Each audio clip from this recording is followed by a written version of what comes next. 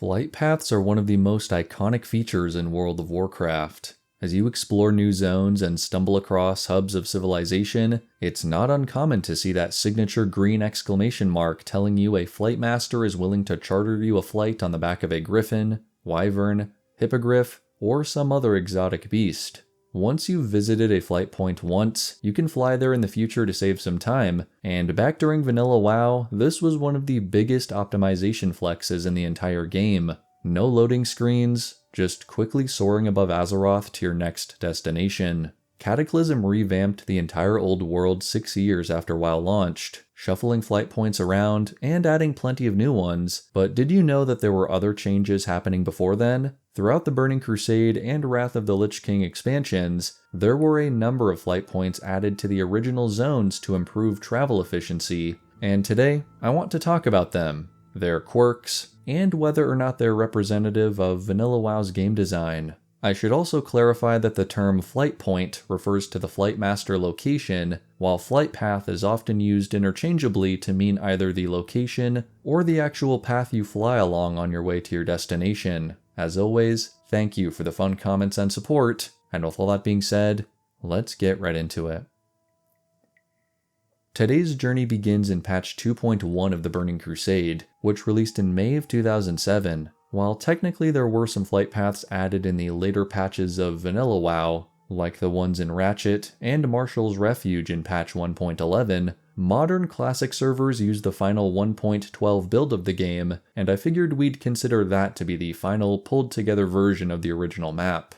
In Southern Felwood, the Druids of the Emerald Sanctuary were blessed with their very own neutral flight master in patch 2.1. A Tauren named Gorham. With this being the main neutral quest hub in the zone, it makes sense for it to receive a flight point, and this especially helped out Alliance players who would no longer have to make a long trek over from Astronar. Speaking of which, the other new flight master accomplishes basically the same thing. At the new Alliance camp at Forest, Song, and Ashenvale, a night elf named Surele Farwind manages the hippogriffs and is even training a new Draenei apprentice. Ashenvale is a pretty large zone, and I think it makes sense that the Alliance would gain a matching secondary point, like the Horde has at Zoramgar Outpost in the west. According to the patch notes, there were also some adjustments made to existing flight paths to fix glitches and make them more efficient, and there were 9 new updated flight paths added between various destinations to allow for more direct flights. Ratchet to Gadgetzan, and Stormwind to Thorium Point being 2 examples. There is one final update listed here that states, changed the layout of the sleeping griffins at the Menethil Harbor flight point, which is both oddly specific and not substantiated by any evidence I've seen. Here's the comparison between Classic Era and Burning Crusade Anniversary.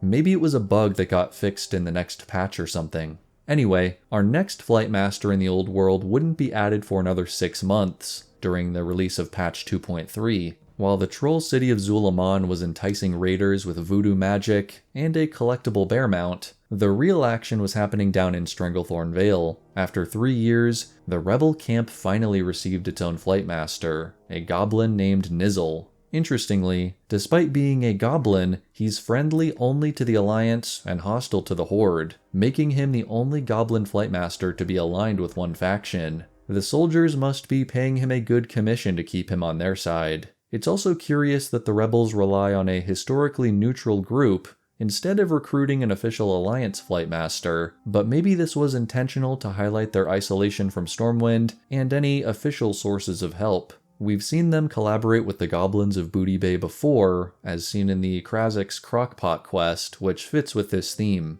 Across the sea on Kalimdor, another goblin named Dislix Silvergrub set up shop at the new neutral town of Mudsprocket, deep in the Dustwallow Marsh. Patch 2.3 was also when this zone received a total revamp out of the blue and added over 50 new quests, which I talked about in this video from last summer. While helpful to both factions, the flight point was especially beneficial to Alliance players who wouldn't have to make the dangerous journey cutting across the zone from Theramore or take the long way around the bay. For whatever reason, there is a disproportionate amount of Alliance efficiency going on here, but just 1 patch later, the Horde received a direct flight from Ratchet to Orgrimmar, so I guess things aren't entirely one-sided.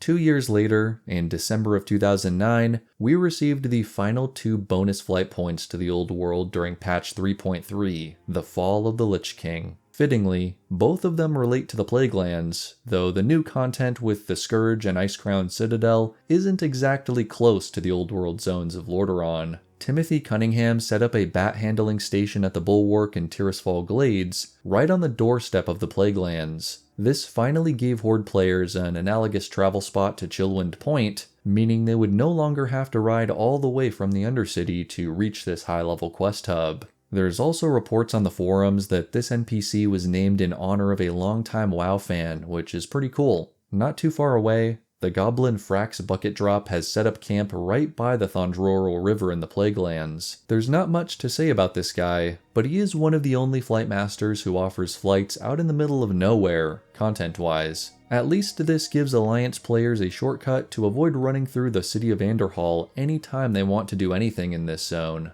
So, there you have it. 6 bonus flight points added into the game after the Dark Portal opened up and players were focusing on Outland and the Burning Crusade. While millions of players were still joining WoW during this time period and experiencing these updated travel routes, it's interesting to think about those first couple million who would have been surprised by these new additions if they went back and leveled an alt character. While you could group these updates into the category of obnoxious game optimizations that would keep growing over the game's lifespan, I think most of these early additions were pretty valid. With the exception of the Thondroral point, not sure what was up with that, the majority served to connect relevant quest hubs to the broader network and prevent overly repetitive travel. The spirit of Classic is slow and steady, clunky, and sometimes unbalanced, but it's my personal belief that these few extra nodes also reinforce that classic sense of accomplishment gained when you discover a new hub of quests and lock in the flight path while you're at it. It's certainly not the 3 or 4 flight points per zone that Cataclysm adopted, but a few tactical additions can certainly benefit the way questing and pacing feels as you're traveling through the world. If you've heard the recent rumors about something involving a big plus on the horizon, I hope these small changes are something the devs might consider incorporating into the Classic environment. Most of them would certainly be a good fit.